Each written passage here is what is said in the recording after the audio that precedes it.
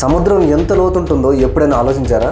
వింటే సింపుల్గా అనిపిస్తుంది, కానీ నిజమైన లోతు మనిషి ఊహకు మించి భయంకరంగా ఉంటుంది.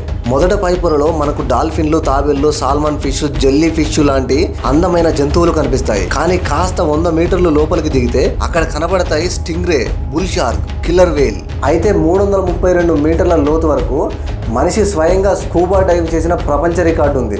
అక్కడి నుంచి ఇంకా దిగితే 600 మీటర్ల దగ్గర కనిపిస్తాయి జపాన్ స్పైడర్ క్యాప్స్.